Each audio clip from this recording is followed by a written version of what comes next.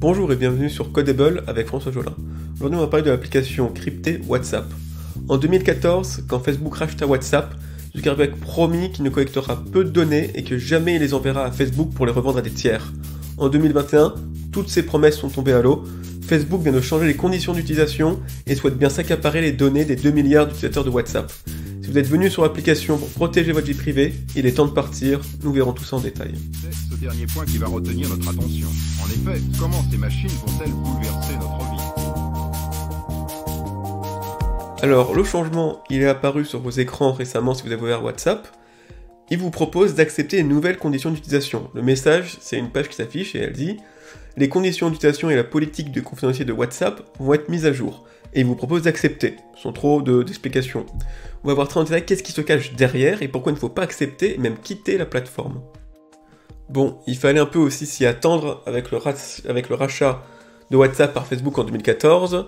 Le réseau social de Zuckerberg n'allait pas rester indifférent devant les données de 2 milliards d'utilisateurs de WhatsApp.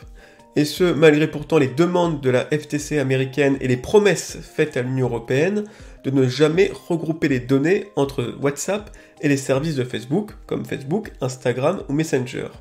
Pourtant, c'est exactement ce que va faire Facebook. Il va collecter plus de données sur WhatsApp, il va les regrouper avec les siennes et il va les revendre à des entreprises tiers de marketing ou autres. Le choc est d'autant plus brutal qu'il s'opère par une simple modification des conditions d'utilisation. Pas même de grande annonce, pas même de nouvelle application.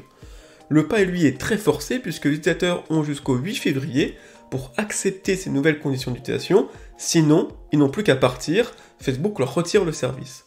On peut même y voir une sorte de provocation, puisqu'en regroupant ces données, Facebook accroît encore une fois son monopole, à l'heure où des législateurs américains et européens le poursuivent pour anti-concurrence. Alors, quelles sont les données collectées par Facebook ? Dans l'application WhatsApp, il faut savoir que les contenus des messages sont chiffrés. C'est une des raisons pour lesquelles beaucoup de personnes sont passées de Messenger à WhatsApp, c'est pour un côté protection des données et chiffrement. Vu que les données sont chiffrées, vu que les messages sont chiffrés, Facebook ne peut pas les lire. Par contre, la date, les destinataires, la géolocalisation et d'autres informations appelées les métadatas ne sont pas chiffrées et donc à la portée de Facebook. Les métadonnées sont aussi riches en informations que le contenu du message lui-même. Il suffit par exemple de connaître la fréquence de vos messages et leurs destinataires pour établir une carte très précise de vos cercles privés. Rien que mettre la main sur la localisation de vos messages permet de vous suivre dans tous vos déplacements. Ou encore un autre exemple, un appel à minuit à SOS Amitié depuis un pont décrit toute la situation sans même avoir besoin d'intercepter le contenu de l'appel.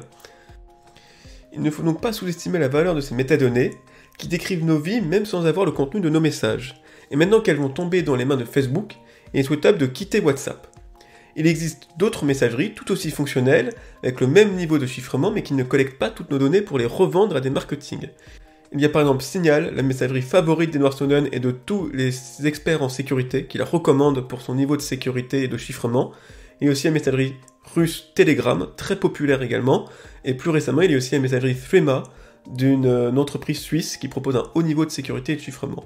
Vous avez le choix entre plusieurs messageries, à vous d'en prendre une et de quitter WhatsApp. A très bientôt.